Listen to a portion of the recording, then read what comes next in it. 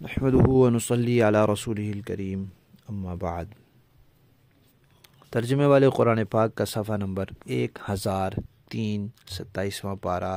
سورہ حدید، پہلا رکوع، ابتدائی 8 آیات۔ اعوذ باللہ من الشیطان الرجیم، بسم اللہ الرحمن الرحیم،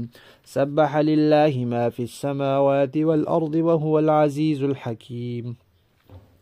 له ملك السماوات والأرض يحيي ويميت وهو على كل شيء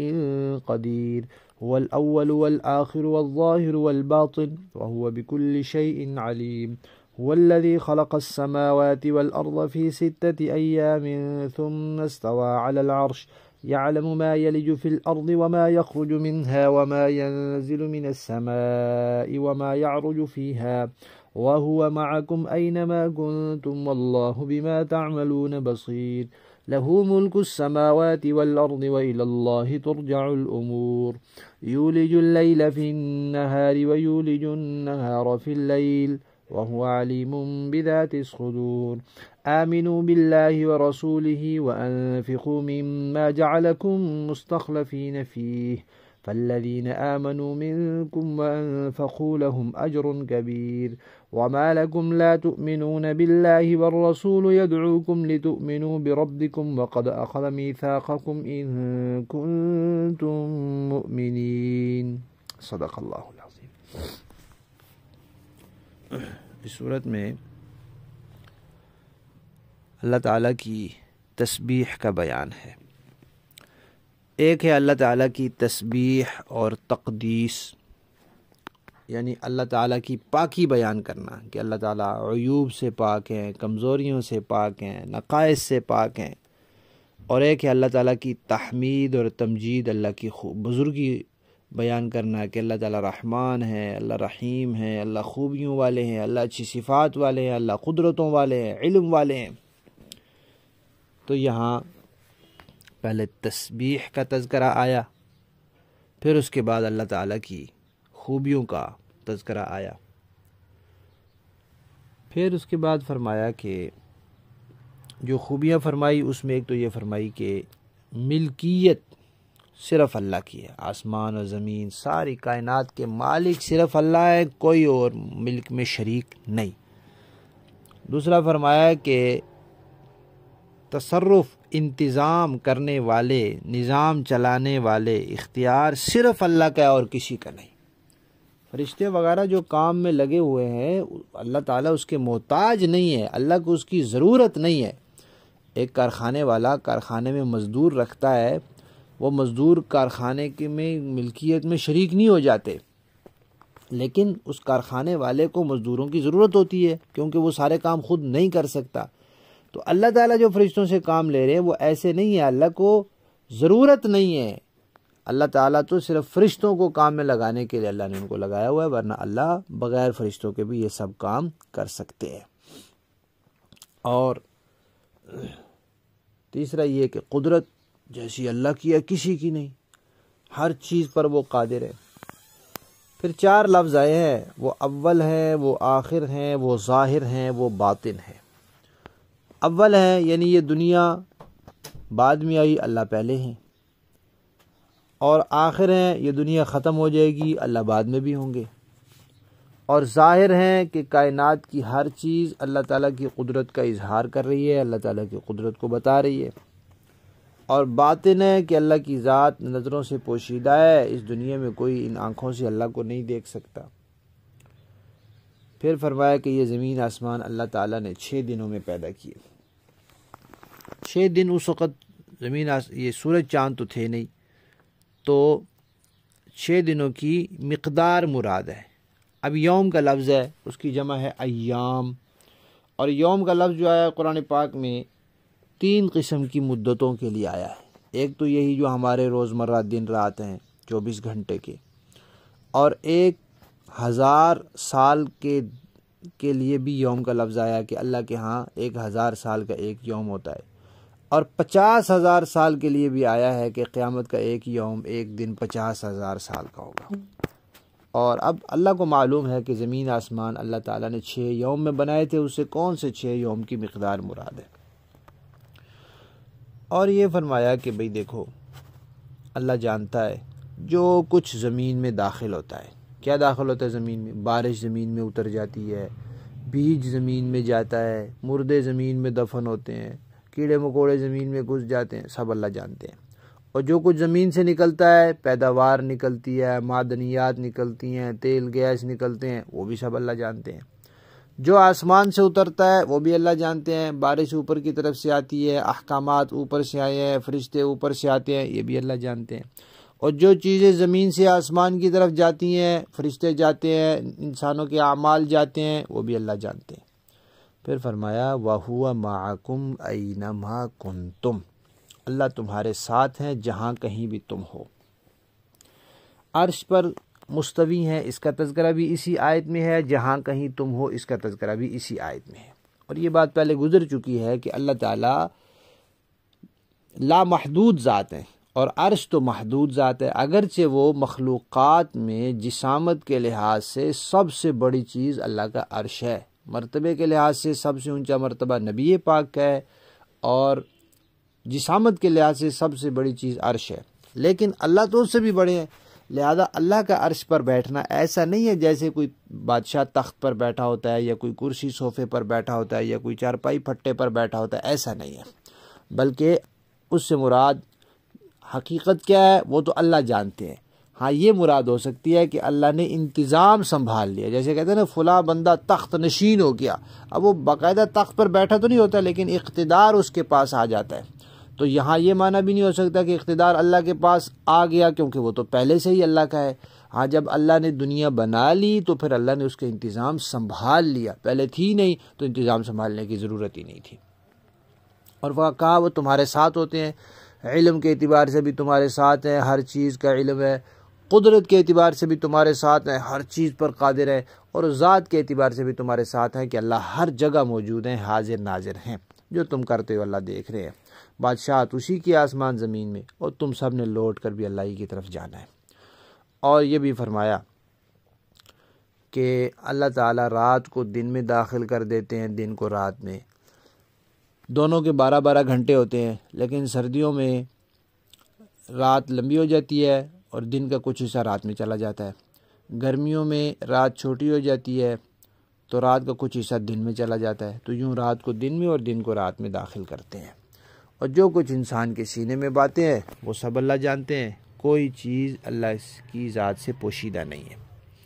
اس کے بعد اللہ تعالیٰ نے مال خرچ کرنے کی ترغیب دی ہے. کہا دیکھو اللہ اور اس کے رسول پر ایمان لاؤ، جو ایمان نہیں لائے وہ ایمان لاؤ، جو صرف زبان سے ایمان لائے ہو منافقین وہ اخلاص کے ساتھ ایمان لاؤ، اور جو ایمان لا چکے ہیں وہ اس ایمان پر قائم رہو. یہ بات یاد رکھیں. آمینو باللہ و رسولی اگر اس کے مخاطب کفار ہوں تو پھر کیا معنی ہوگا؟ ایمان لاؤ. اگر منافقین ہو تو معنی ہوگا اخلاص کے ساتھ ایمان لاؤ. اور اگر وہ پہلے سے ایمان والے ہیں یعنی صحابہ کرام تو پھر معنی ہوگا ایمان پر قائم رہو. اللہ نے تمہیں مال میں خلیفہ بنایا ہے، اپنا خلیفہ بنایا ہے. جیسے سورت کے تعارف میں ذکر کیا کہ اللہ نے تم سے خرید لیا ہے، اب تم اللہ کے خلیفے ہو، اللہ کے کہنے کے مطابق اپنی جان مال خرچ کرو. اور یا پھر تم سے پچھلے لوگ جن کے پاس یہ مال تھا ان کا خلیفہ بنایا ہے. اور جو لوگ تم میں سے ایمان لے آئے مال بھی خرچ کرتے ہیں، اللہ نے فرمایا ان کے لیے بڑا اجر ہے. اور اللہ فرماتے ہیں کہ تم اللہ پر ایمان نہ لاؤ یا جو ایمان لائے ہو ایمان پر قائم نہ رہیں، اس کی کوئی وجہ نہیں ہے. کیوں بلا نہ رہیں؟ اللہ کے رسول ہیں، وہ اللہ کی طرف بلاتے ہیں کہ تم اللہ پر ایمان لاؤ. اور تمہاری روحیں جب بنی تھی تو اللہ نے تم سے عہد بھی لیا تھا، تو تم نے اللہ کو رب تسلیم بھی کیا تھا. اور کئی تم میں سے اب زبانی نبی کو نبی مان بھی چکے ہیں، کچھ منافقت کے ساتھ اور کچھ سچے اخلاص کے ساتھ، دل کے ساتھ. جب فطرت میں اللہ کی توحید موجود ہے اور اللہ پر ایمان لانا موجود ہے تو پھر بھلا کیا وجہ ہے کہ ایمان نہ لائیں، یا جو ایمان لا چکے ہیں وہ ایمان پر قائم نہ رہیں. تو گویا خرچ کرنے کی ترغیب ہے، کفار کو ایمان لانے کی ترغیب ہے، منافقین کو خالص ایمان لانے کی ترغیب ہے، سچا ایمان لانے کی، اور ایمان والوں کو ایمان پر قائم رہنے کی ترغیب ہے. اور جو پہلی آیت ہے اس میں فرمایا ہر چیز آسمان و زمین میں اللہ کی تسبیح بیان کرتی ہے. اب ایک تو تسبیح ہوتی ہے زبان حال سے کہ ہر چیز اپنی حالت کے ساتھ بتا رہی ہے کہ اللہ پاک ہے، اللہ بڑی شان والے ہیں، اور ایک ہے زبان قال سے کہ ہر چیز بول کر اللہ کی تسبیح کرتی ہے لیکن ہم نہیں سمجھتے، ہم نہیں سن سکتے اس کو۔ لفظی معنی دیکھیے، سبحا پاکی بیان کرتا ہے، للہ اللہ کی، ما فی السماوات و ما والارض جو کچھ آسمان اور زمین میں ہے، وہو اور وہ العزیز زبردست ہے، الحکیم حکمت والا ہے، لہو اسی کے لیے ہے ملک السماوات والارض آسمان اور زمین کی بادشاہت، یحیی وہی زندگی دیتا ہے، وہ یمیت وہی موت دیتا ہے، وہو علی کل شیء قدیر وہ ہر چیز پر قادر ہے، هو الاول والآخر والظاہر والباطن وہ اول ہے، وہ آخر ہے، وہ ظاہر ہے، باطن ہے، وہو بکل شیء علیم وہ ہر چیز کو جاننے والا ہے، هو الذی وہی ہے جس نے خلق پیدا کیا، السماوات والارض آسمان اور زمین کو، فی ستۃ 6 ایام دنوں میں، ثم پھر استوا وہ مستوی ہوا، علی العرش عرش پر، یعلم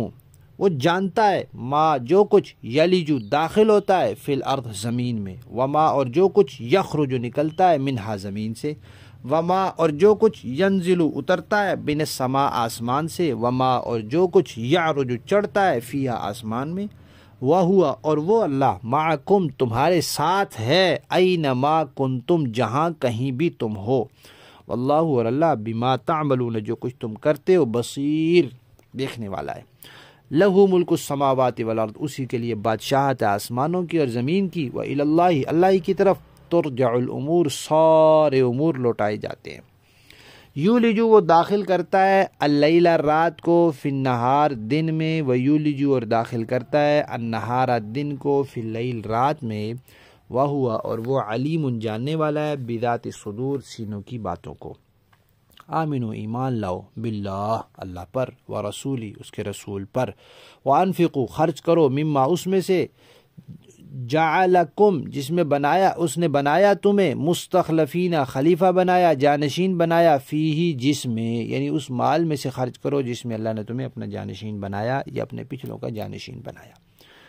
یعنی تمہارے پچھلوں کا جانشین بنایا،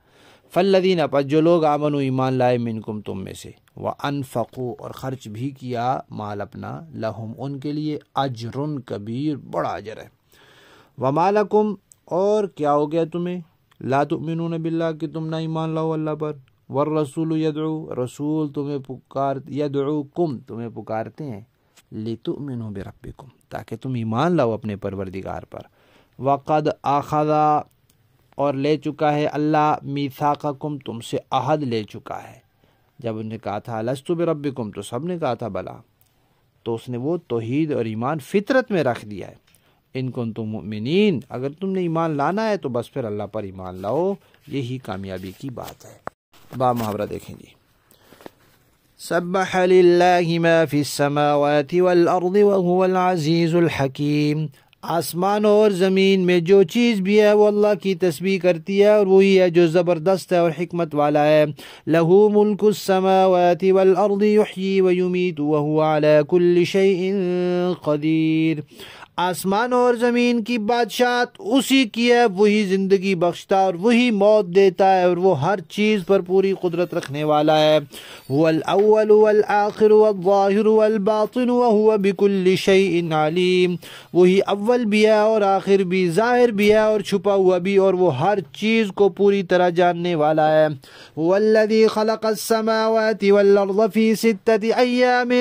ثم استوى على العرش يعلم ما يلج في الأرض وما يخرج منها وما ينزل من السماء وما يعرج فيها وهو معكم أينما كنتم والله بما تعملون بصير، وہی ہے جس نے آسمانوں اور زمین کو 6 دن میں پیدا کیا، پھر عرش پر استوا فرمایا، وہ ہر اس چیز کو جانتا ہے جو زمین میں داخل ہوتی ہے اور جو اس سے نکلتی ہے، اور ہر اس چیز کو جانتا ہے جو آسمان سے اترتی ہے اور جو آسمان میں چڑھتی ہے، اور تم جہاں کہیں ہو وہ تمہارے ساتھ ہے، اور جو کام بھی تم کرتے ہو اللہ اس کو دیکھتا ہے، لہو ملک السماوات والارض وإلی اللہ ترجع الامور، آسمان اور زمین زمین کی بادشاہت اسی اللہ کی ہے اور تمام معاملات اسی کی طرف لوٹائے جاتے ہیں۔ یولج اللیل فی النہار ویولج النہار فی اللیل وہو علیم بذات الصدور۔ وہ رات کو دن میں داخل کر دیتا ہے اور دن کو رات میں داخل کر دیتا ہے، اور وہ سینوں میں چھپی ہوئی باتوں کو خوب جانتا ہے۔ آمنوا باللہ ورسولہ وانفقوا مما جعلکم مستخلفین فیہ فالذین آمنوا منکم وانفقوا لهم اجر کبیر۔ اللہ اور اس کے رسول پر ایمان رکھو، اور جس مال میں اللہ نے تمہیں قائم مقام بنایا ہے اس میں سے اللہ کے راستے میں خرچ کرو۔ چنانچہ تم میں سے جو لوگ ایمان لائے ہیں اور انہوں نے اللہ کے راستے میں مال خرچ کیا ہے ان کے لیے بڑا اجر ہے۔ وَمَا لَكُمْ لَا تُؤْمِنُونَ بِاللَّهِ وَالرَّسُولُ يَدْعُوكُمْ لِتُؤْمِنُوا بِرَبِّكُمْ وَقَدْ أَخَذَ مِيثَاقَكُمْ إِن كُنتُم مُؤْمِنِينَ۔ اور تمہارے لیے کون سی وجہ ہے کہ تم اللہ پر ایمان نہ رکھو، حالانکہ رسول تمہیں دعوت دے رہے ہیں کہ تم اپنے پروردگار پر ایمان رکھو، اور وہ تم سے عہد لے چکے ہیں اگر تم واقعی مومن ہو۔ صدق اللہ العظیم۔